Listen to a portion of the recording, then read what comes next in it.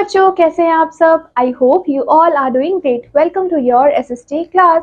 So in previous class हमने अपने chapter number 3 को कवर किया था एंड आई होप कि आपने अच्छे से वो चैप्टर रिवाइज कर लिया है।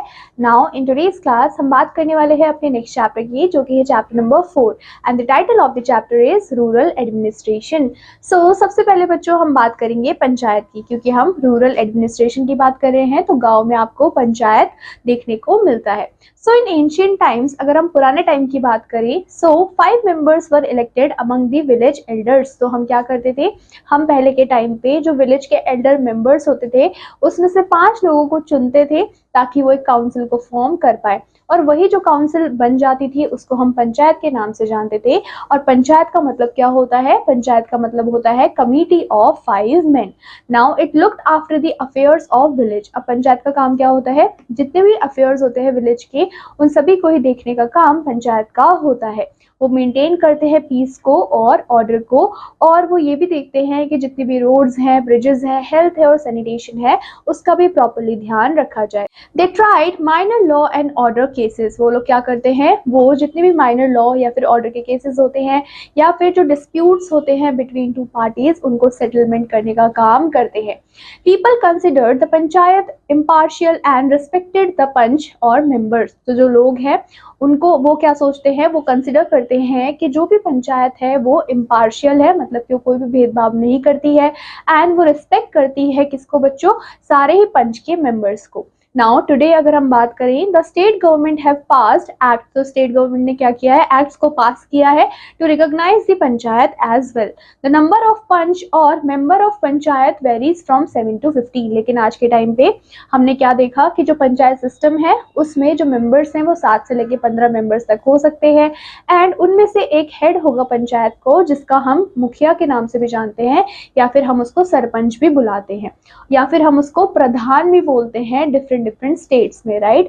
Women are also members of panchayat. लेकिन आज के टाइम पे हमें क्या देखने को मिल रहा है कि जो वुमेन्स है वो भी पंचायत की मेंबर होती हैं।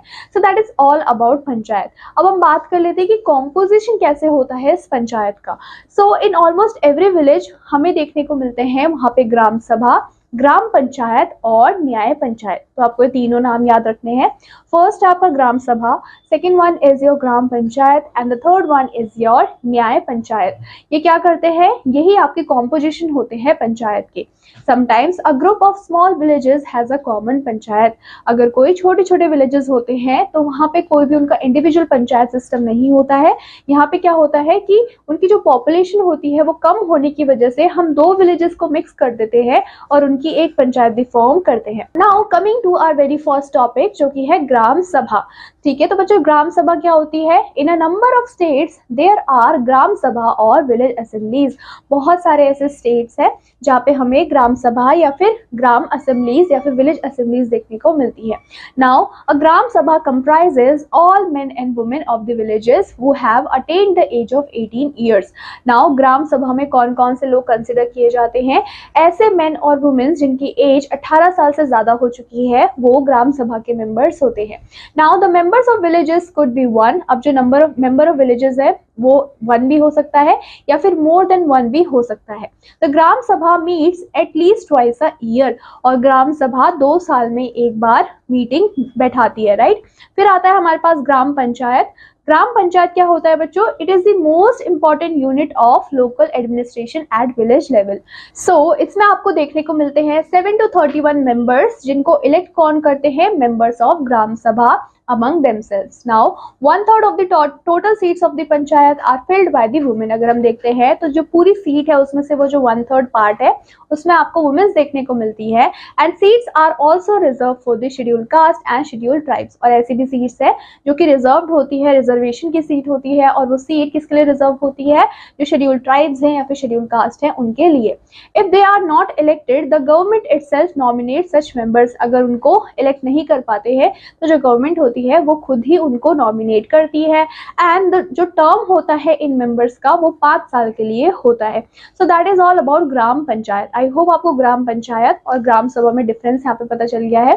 Now coming to our third one which is Nyaya Panchayat. सो बच्चों न्याय से यहाँ पे मतलब क्या है, किसी को जस्टिस दिलाना, right. So the panchayat has a judicial wing called nyaya panchayat. Generally there is one nyaya panchayat for number of villages. तो बहुत सारे विलेजेस के लिए एक न्याय पंचायत होती है और each panchayat elects a member to the Nyaya Panchayat. और यहाँ पे आपको क्या देखने को मिल रहा है कि हर एक पंचायत क्या करता है, इलेक्ट करता है मेंबर ऑफ न्याय पंचायत को। And no person can be a member of Nyaya Panchayat and the panchayat समिति एट द सेम टाइम। तो यहाँ पे कोई भी एक पर्सन सेम टाइम पे न्याय पंचायत का और पंचायत समिति का मेंबर नहीं हो सकता है। And the Nyaya panchayat revolves minor disputes. अब ये क्या करती है, ये रिजॉल्व करती है बहुत ही छोटे मोटे डिस्प्यूट्स को ऑफ द विलेजेस, जैसे कि सच एज पेटी थेफ्ट्स और trespassing. They can impose fines. ये क्या करते हैं, ये इम्पोज भी करते हैं फाइन को अप टू 100। एंड कुछ पंचायत ऐसे भी होते हैं जो जिनके पास पावर्स होती हैं और वो इम्पोज करती है फाइन को up to 500। They can not send a person to jail. अब इनके पास इतनी अथॉरिटी नहीं होती है कि ये किसी भी पर्सन को जेल भिजवा पाए। They can try civil. वो क्या करते हैं, वो सिविल तरीके से रेवेन्यू करते हैं केसेस ऑफ माइनर नेचर को। Now coming to office bearers of the panchayat. So in majority of states जो ग्राम पंचायत होते हैं वो इलेक्ट करते हैं वन ऑफ इट्स मेंबर को एज द सरपंच, एंड उसको हम प्रधान के नाम से या फिर चेयरपर्सन के नाम से भी जानते हैं। Now he calls the meeting of the panchayat and presides over them. इनका काम होता है पंचायत की मीटिंग बिठाना। And he is assisted by उप प्रधान, और प्रधान को असिस्ट करने के लिए उप प्रधान होता है जिसको हम डेप्यूटी चेयरमैन के नाम से भी जानते हैं। और बच्चों डेप्यूटी चेयरमैन को कौन इलेक्ट करता है, वो इलेक्ट करते हैं members of panchayat. Now the appointment of the panchayat secretary और the panchayat sevak is made by the deputy commissioner. Now he is a government employ. ये कौन होते हैं, गवर्नमेंट एम्प्लॉय होते हैं ऑफ द पंचायत, एंड इनको सैलरी भी मिलती है। ये मेंटेन करते हैं सारे रिकॉर्ड्स को, सारे रजिस्टर्स को, एंड जितने भी पंचायत के वर्क होते हैं वो यही करते हैं। उसके अलावा ये प्रिपेयर भी करते हैं पंचायत अकाउंट्स को। जनरली जो सेक्रेटरी होते हैं वो क्या करते हैं, वो काम को देखते हैं दो या फिर दो से ज्यादा पंचायत के। तो यहाँ पे आप देख सकते हो, यहाँ पे आपको पिक्चर भी गिवन है विलेज पंचायत की, और यहाँ पे आपको पिक्चर गिवन है मेंटेनेंस ऑफ रोड की। अब यहाँ पे मेंटेनेंस ऑफ रोड की पिक्चर क्यों है, क्योंकि ये वर्क होते हैं, ये काम होते हैं, ड्यूटीज होती है पंचायत की। तो हम देख लेते हैं the work of the panchayat. Now the following works are performed by a village panchayat. The first one is your constructions and maintenance of village road, pathway and bridges. मतलब कि जितना भी कंस्ट्रक्शन का काम होता है, मेंटेनेंस का काम होता है, विलेज के रोड का, पाथवे का, ब्रिजेस का, वो सारा काम करने का पंचायत का रिस्पॉन्सिबिलिटी होता है। देन प्लांटिंग ट्रीज, पेड़ों को लगाना, construction and maintenance of villages tanks and wells, ये सारा काम पंचायत का होता है। उसके अलावा जो प्रोविजन है सैनिटेशन का एंड प्रॉपर ड्रेनेज सिस्टम का, उनको मेंटेन करने का काम भी पंचायत का होता है। सप्लाई करवाना क्लीन ड्रिंकिंग वाटर को, अरेंजमेंट्स करवाना स्ट्रीट लाइट की एंड पब्लिक प्लेसेस की, मेंटेन करना record of birth and death को, असिस्ट करना गवर्नमेंट ऑफिशियल्स को जैसे कि तहसीलदार, उसके अलावा patwaris in their official work, supervise करना वर्क ऑफ गवर्नमेंट सर्वेंट्स को जैसे कि पटवारीज, चौकीदार और वैक्सीनेटर्स, फिर हेल्प करना पुलिस को ताकि वो ट्रेस कर पाए कल्प्रिट्स को और अक्यूज्ड को, सुपरवाइज करना आपके प्राइमरी स्कूल्स को एंड आंगनबाड़ी को, ये सारा ही काम आपके पंचायत का होता है। Now coming to, do you know, क्या आपको पता है, the panchayat raj was first introduce in Rajasthan. जो पंचायत राज है वो सबसे पहले राजस्थान में इंट्रोड्यूस हुआ था 1959 में। द 73rd अमेंडमेंट एक्ट 1992, उसने क्या दिया, they gave the constitutional status to the panchayat raj institutions. So that is all about your fact. Now coming to our next topic which is sources of income. So panchayat का source of income क्या होता है। सो जो main source of income होता है that is through the government, मतलब कि जो सरकार है वही उनको पैसा देती है। Nevertheless, they have been given some powers to levy taxes as well, and the sources of their income are, first is taxes on house and land. जितना भी हाउस और लैंड के ऊपर टैक्स लगता है वो सारा पंचायत को जाता है।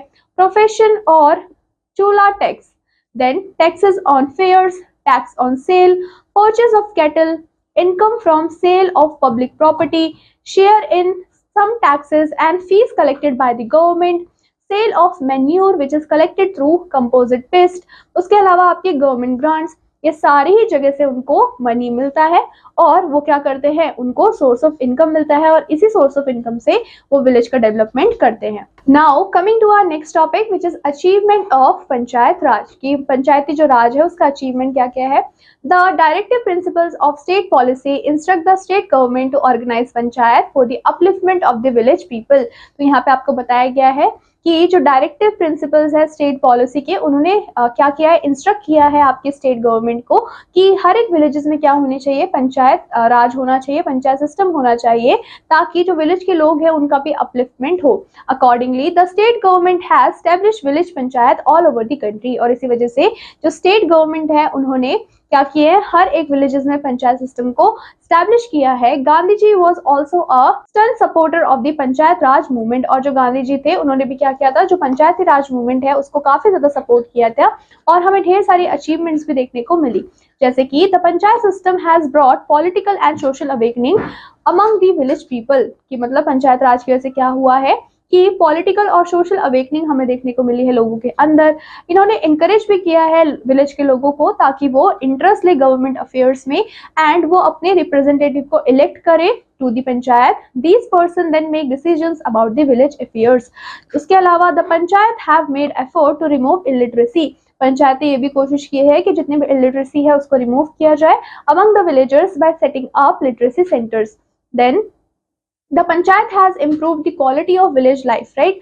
जितनी भी क्वालिटी ऑफ विलेज लाइफ थी या फिर स्टैंडर्ड ऑफ लिविंग था उसको बढ़ाया उन्होंने, जैसे कि सैनिटेशन करवाना, हेल्थ पे ध्यान देना, एजुकेशन पे ध्यान देना, वेलफेयर एक्टिविटीज को करवाना, ये सारे काम पंचायत ने किया।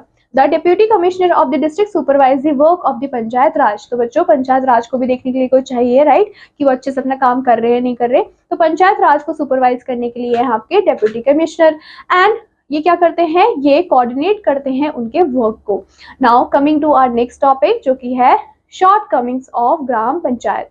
So the panchayat has the responsibilities of every type of development at the village level। मतलब कि विलेज में जो भी डेवलपमेंट होगी चाहे वो छोटी से छोटी और बड़ी से बड़ी, वो सारी चीजों करने की रिस्पॉन्सिबिलिटी आपके पंचायत की होती है। But it suffers from many shortcomings. लेकिन ये सफर भी करती है कैसे, the panchayat lack financial resources. Panchayat को फाइनेंशियल रिसोर्सेज नहीं मिल पाते और इसके ना मिलने की वजह से जो विलेज है उनकी डेवलपमेंट भी अच्छे से नहीं हो पाती। जो टैक्सेस होते हैं they divide by them are too मेयर्स। मतलब कि जो भी उन्हें टैक्सेस मिलते हैं वो काफी ज्यादा कम अमाउंट में होते हैं।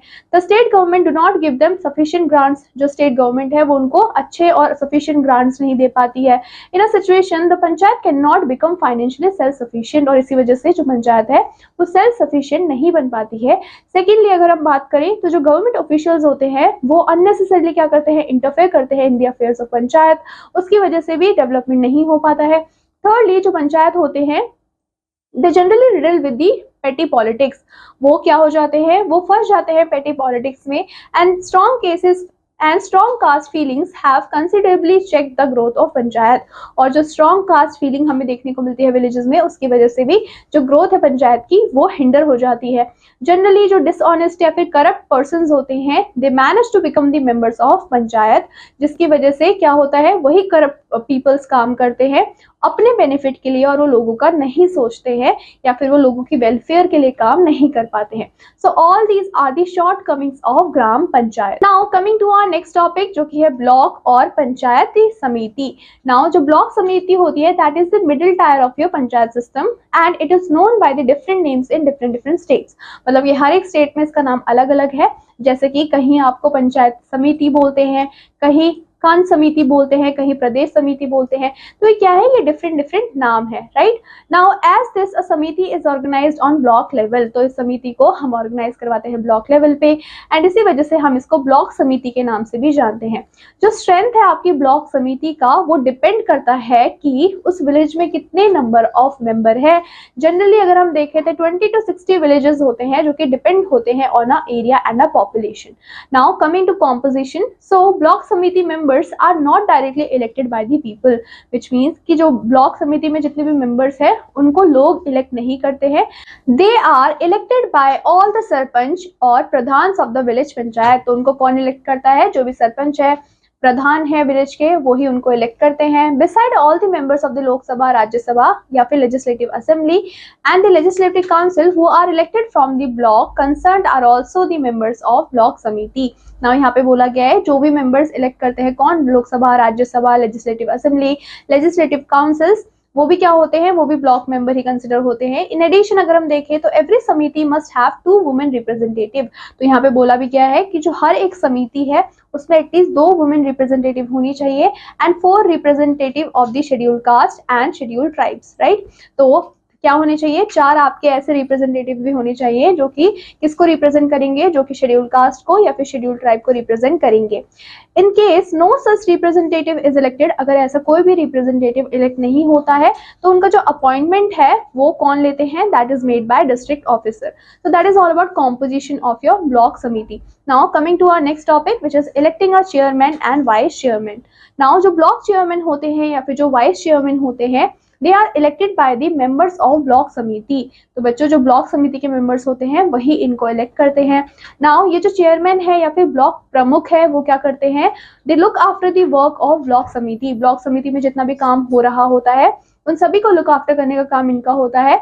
If he mismanage the affairs of समिति, अगर वो समिति के जो अफेयर्स है उनको मिसमैनेज करते हैं तो हम क्या कर सकते हैं, he can be remove by the members of समिति by passing a vote of no confidence against him, और ऐसे इस तरीके से वो उनको रिमूव भी कर सकते हैं। The vice chairman performs the duties of chairman in his absence, अगर जो चेयरमैन है वो एब्सेंट होता है या फिर प्रेजेंट नहीं होता है तो उस कंडीशन में वाइस चेयरमैन क्या करेगा, वो सारे काम को परफॉर्म करेगा। अब यहाँ पे आता है बीडीओ का रोल। अब बीडीओ कौन है, BDO is the block developmental officer of the area. वो एक्ट करता है as a secretary of the block samiti. तो बच्चों ब्लॉक समिति का सेक्रेटरी कौन है, दैट इज बीडीओ या फिर आप बोल सकते हो block developmental officer.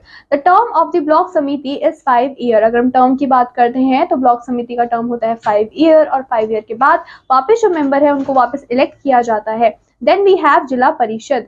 So the topmost level of the panchayat Raj is your जिला परिषद at your district level. ये क्या करता है, ये एग्जामिन करता है और कोऑर्डिनेट करता है एक्टिविटीज ऑफ ब्लॉक समिति को इन आवर डिस्ट्रिक्ट। उसके अलावा ये ऑल्सो सर्व करता है एज अ लिंक। और बच्चों ये लिंक किसके बीच में बनाता है, between the state government and the block samiti within our district. Now ये जो जिला परिषद है it also advise the state government in carrying out the development schemes in our district as well. Now coming to our next topic, which is what are the difficulties which are faced by the panchayat. So the village people have been trained by the panchayat in self government but they have achieved only limited success at their work. No, हम देखने वाले हैं कि कौन कौन से reasons है जिनकी वजह से ये जो प्रोग्रेस है वो इतनी ज्यादा डिफिकल्ट हो रही है या फिर हम फर्दर प्रोग्रेस नहीं कर पा रहे हैं। अब majority of people in the village are poor. तो बच्चों अगर हम देखें तो मेजॉरिटी ऑफ जो लोग हैं विलेजेस के वो काफी गरीब है, इलिटरेट है और बैकवर्ड है। सो वो इतना ज्यादा इंटरेस्ट ही नहीं लेते हैं पंचायत के काम को लेके। उसके अलावा the panchayat did not receive much income from the local sources. जो भी लोकल सोर्सेज होते हैं उनसे पंचायत को इतनी इनकम नहीं मिल पाती है और जो गवर्नमेंट है वो भी उन्हें सफिशिएंट फंड नहीं दे पाती है ताकि वो काम कर पाए। एज अ रिजल्ट होता क्या है, जो पंचायत होते हैं वो इम्प्लीमेंट ही नहीं कर सकते अपने प्लान्स को क्योंकि उनके पास पैसे ही नहीं है, तो अपलिफ्टमेंट भी नहीं होता विलेजेस का। देन जो गवर्नमेंट ऑफिशियल्स होते हैं वो इंटरफेयर करते हैं unduly in the affairs of panchayat and block samiti and zila parishad. Then जो पंचायत सिस्टम होता है at all the 3 levels is riddled by petty politics. और इन तीनों ही हमारे सिस्टम में बहुत ज्यादा डर्टी या फिर पेटी पॉलिटिक्स हमें देखने को मिलती है और ये जो फैक्टर है वो बहुत ज्यादा हैम्पर कर देता है ग्रोथ ऑफ पंचायत राज को। देन जनरली जो करप्ट या फिर डिसऑनेस्ट पीपल होते हैं वो मैनेज कर लेते हैं कैसे भी और वो मेंबर बन जाते हैं पंचायती राज के और फिर वो क्या करते हैं, एक्सप्लॉइट करते हैं पीपल को अपने पर्सनल इंटरेस्ट के लिए और वो लोगों के वेलफेयर के लिए काम नहीं करते हैं।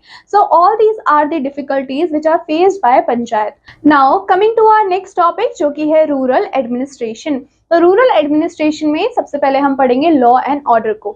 सो देयर इज अ चौकीदार इन ईच पंचायत। तो हर एक पंचायत के पास अपना चौकीदार होता है, पुलिस स्टेशन होते हैं and all persons of that area can register complaints in that police station. और उस एरिया में जितने भी लोग रहते हैं अगर उनको कोई प्रॉब्लम है तो वो उस पुलिस स्टेशन में जाके अपनी रिपोर्ट को दर्ज कर सकते हैं। फॉर एग्जाम्पल अगर कोई चोरी हो गई है, इंजरी हो गया है या फिर एक्सीडेंट हो गया है, लैंड डिस्प्यूट है, उस केस में आप क्या कर सकते हो, आप पुलिस स्टेशन जाके अपनी रिपोर्ट फाइल कर सकते हो। Now the report launched is called the first information report. अब जो रिपोर्ट लॉन्च हुई है, फाइल हुई है, उसको हम FIR के नाम से जानते हैं, which is first information report. To get a case registered one has to report in writing. अगर आपको अपने केस को रजिस्टर करना है तो आपको राइटिंग में रिपोर्ट को लिखना पड़ेगा पुलिस स्टेशन में। देन जो पुलिस होती है वो एग्जामिन करती है आपके केस को एंड वो एक्शन भी लेती है as per the law. Now जो चौकीदार होते हैं they takes care of the village and they report to the police station in case of any incident. Now coming to our next topic जो कि है maintenance of land records. So land is the main source of income in villages.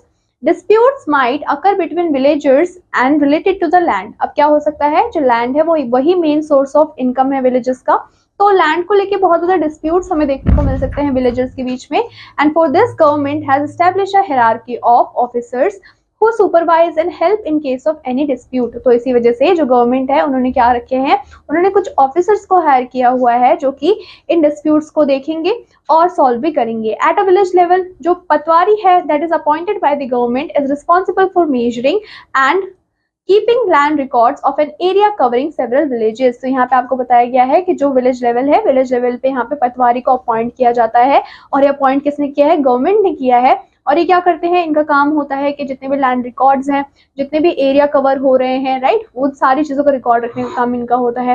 The duty of patwari is to maintain land update. इनका काम क्या होता है कि land की जो अपडेट है उसको मेंटेन करके रखना, और जितने भी रिकॉर्ड्स है विलेजेस के उसको भी मेंटेन करके रखना। नाउ ये जो पटवारी है उनको हम डिफरेंट नाम से जानते हैं, जैसे कि लखपाल हम बोलते हैं, कर्मचारी हम बोल सकते हैं, एंड ये बहुत ज्यादा रिस्पॉन्सिबल होते हैं for the measurement of crops, for the land and collection of revenue as well. Now he has to update data regularly. उनको रोज अपना डेटा रेगुलरली क्या करना होता है, अपडेट करना होता है। Now there is a tehsil at a block level. Block level पे आपके पास तहसील भी होता है, और हर एक तहसील का अपना तहसीलदार होता है या फिर नायब तहसीलदार होता है। इन case of any land dispute, अगर कोई भी लैंड डिस्प्यूट होता है तो बच्चों ये जो पटवारी है वो रिपोर्ट करता है आपके तहसीलदार को, और वो असिस्ट करता है in the tehsil level. Further जो डिस्ट्रिक्ट कलेक्टर होते हैं या फिर इंचार्ज होते हैं होल डिस्ट्रिक्ट के, वो इस मैटर को देखते हैं। Now there is a revenue department of the government at a state level and senior officials supervise the revenue collection। तो यहाँ पे जो सीनियर सुपरवाइजर्स होते हैं वो क्या करते हैं, वो रेवेन्यू कलेक्शन को सुपरवाइज करते हैं। मोर ओवर जो तहसीलदार होते हैं वो सुपरवाइज करते हैं वर्क ऑफ द पटवारी को, एंड इंश्योर भी करते हैं कि जितने भी रिकॉर्ड्स हैं वो अपडेट हुए हैं या फिर नहीं हुए हैं, या फिर उनको प्रॉपरली रखा गया है या फिर नहीं रखा गया है। In case some farmers need copies of land record, he can get this from your patwari. Now some instances have come to the light about patwari कि वो हरास कर रहे हैं विलेजर्स को एंड वो नहीं देते हैं लैंड की कॉपीज को। Now some have been accused of taking bribes, और कुछ में तो ऐसी भी कंप्लेन आई है कि जो पटवारी है वो ब्राइब लेते हैं, रिश्वत लेते हैं, और तब जाके वो क्या करते हैं, डॉक्यूमेंट्स की कॉपीज को उनको देते हैं। Now coming to a new law. Now, so Hindu Succession Amendment Act 2005 is related to the inheritance of land property. Before this amendment, landed property of a family was distributed only among male children। तो बच्चों इस act के आने से पहले क्या था कि जो भी लैंडेड प्रॉपर्टी है किसी पर्टिकुलर फैमिली की, वो सिर्फ मेल चाइल्ड को ही मिलेगी। Therefore, जो डॉटर्स थे उनको इग्नोर कर दिया जाता था, और simply because after their marriage जो डॉटर्स होते थे वो किसी और की फैमिली का मेंबर बन जाते थे। Now by the amendment of this act होता क्या है, जो सन और डॉटर्स हैं या फिर मदर्स हैं उनको इक्वली एंटाइटल किया गया है कि उनको भी जो पेरेंटल प्रॉपर्टी है उसमें शेयर मिलेगा। Now coming to how are land records maintain, कि जितने भी लैंड रिकॉर्ड्स होते हैं वो कैसे मेंटेन होते हैं। So this is the record of khasra 9 of village Saroli in Udaipur district, and by this khasra anyone can identify their plot, right? It can help in identify the land of Madho, Ram and Suresh। तो यहाँ पे आपको क्या देखने को मिल रहा है कि इस तरीके से इंफॉर्मेशन टैबुलेटेड फॉर्म में होता है, और आपको पता भी चल जाता है कि आपका कितना लैंड है जो कि आपका खुद का है, राइट। तो इस तरीके से हम क्या करते हैं, हम मैप बनाते हैं, हम टेबल के फॉर्म में इंफॉर्मेशन देते हैं कि आपकी कौन सी लैंड है। सो बच्चों इसी के साथ हमारे चैप्टर होता है यहाँ पे कंप्लीट। आई होप आपको ये चैप्टर अच्छे से समझ आ गया होगा, एंड आई होप कि आप इस चैप्टर को रिवाइज भी करेंगे। मैं आपसे मिलूंगी आपकी नेक्स्ट क्लास में। Till then take care and bye bye.